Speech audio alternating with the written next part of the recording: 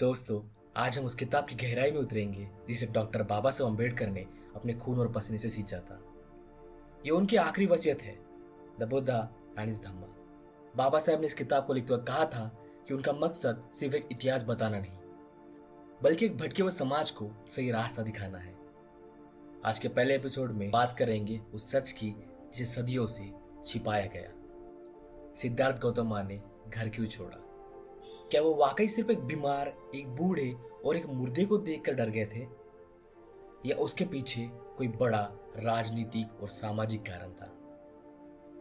Chapter 1, परिवर्तन। Siddhartha departure, the real reason. सदियों से हमें यह बताया गया कि सिद्धार्थ गौतम ने 29 साल की उम्र में दुनिया त्याग दी क्योंकि उन्होंने पहली बार दुख देखा। लेकिन बाबा साहब अम्बेडकर ने इस बुक में हमें एक अलग ही सच्चाई दिखाई है। वो कहते हैं कि 29 साल का नौजवान जो एक क्षत्रिय था, क्या उसने कभी अपने जीवन में बुढ़ापा या मौत नहीं देखी होगी? ये बात लॉजिक के खिलाफ है। असली वजह थी शाक्य और कोलियो कबीलों के बीच का रोहिणी नदी के पानी का विवाद। कपिलवस्तु की शाक्य परिषद में एक दिन भारी बहस छिड़ गई। रोहिणी नदी का पानी कम हो रहा था और कोलियो कबीले के लोग उसे बांध रहे थे। शाक्य गुस्से में थे। उन्होंने कहा, हम युद्ध करेंगे, हम कोलियोस को मिटा देंगे। सिद्धार्थ गौतम, जो उस वक्त परिषद के सदस्य थे, वो खड़े हुए। उनकी आवाज में एक ठहराव था।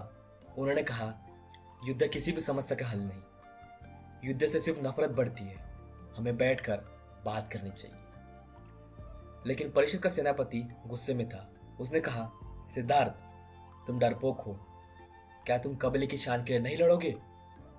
सिद्धार्थ ने बहुत बड़ी बात कही, धर्म युद्ध में नहीं, शांति में है। मैं इस युद्ध के खिलाफ हूं।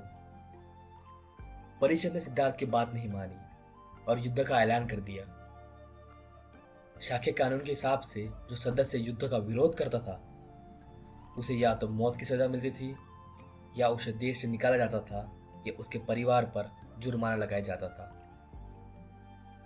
सिद्धार्थ के सामने 3 रास्ते थे।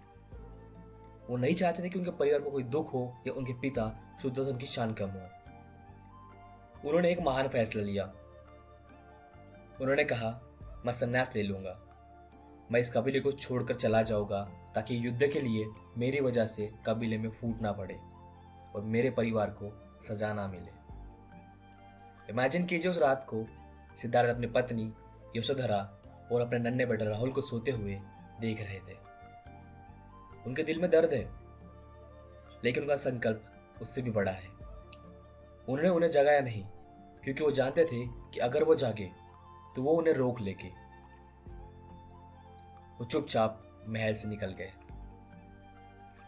चैप्टर 2, एनलाइटमेंट, ज्ञान की प्राप्ति। सिद्धार्थ ने कई सालों तक जंगल जंगल भटक कर ज्ञान की खोज की। उन्होंने बड़े बड़े ऋषियों से ज्ञान लिया, बहुत कठिन तपस्या की, यहां तक उनका शरीर सिर्फ हड्डियों का ढांचा बन गया, लेकिन उन्हें जवाब नहीं मिला। तब उन्हें एहसास हुआ कि शरीर को दुख देने से दिमाग को शांति नहीं मिलती। उन्होंने मध्यम मार्ग चुना, द बोधि ट्री इंसिडेंट। गया में एक पीपल पेड़ के नीचे बैठकर उन्होंने संकल्प लिया, चाहे मेरा शरीर सूख जाए, लेकिन जब तक मुझे सत्य का ज्ञान नहीं मिलेगा, मैं यहां से नहीं उठूंगा। उसी रात उन्हें एनलाइटमेंट मिला।